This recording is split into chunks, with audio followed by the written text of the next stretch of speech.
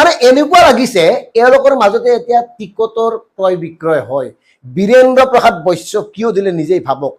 আৰু এটা কথা আমি আপোনালোকক কওঁ, এছ.ডি. দেৱগৌড়া প্ৰধানমন্ত্ৰী হৈ থাকোঁতে এখেতে এটা গুৰুত্বপূৰ্ণ বিভাগৰ কেন্দ্ৰীয় মন্ত্ৰী আছিল।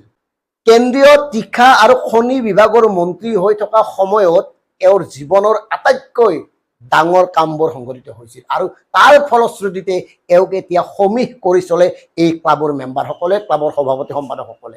এনেকুৱা হ'ব পাৰে নেকি যে বীৰেন্দ্ৰ প্ৰসাদ বৈশ্যই অসম গণ পৰিষদ দলটো পৰিচালনা কৰিবৰ কাৰণে সভাপতি বা সম্পাদকক কেইবা কোটি টকা দিছে, যাৰ বিনিময়ত সাধাৰণ জনতাৰ ইচ্ছা আকাংক্ষাক উপেক্ষা কৰি নতুন মুখবিলাকক অৱহেলা অৱজ্ঞা কৰি তেওঁকে পুনৰবাৰ মানে ৰাজ্যসভাৰ প্ৰাৰ্থী দিছে। এনেকুৱা হ'ব পাৰে নেকি? এনেকুৱা হোৱাৰ সন্দেহ আছে নেকি? এই কথাটো নতুনকৈ বিবেচনা কৰাৰ সময় আহি পৰিছে। এইকাৰণে কৈছোঁ, এজন ধনাঢ্য ব্যক্তি হ'ল বীৰেন্দ্ৰ প্ৰসাদ বৈশ্য।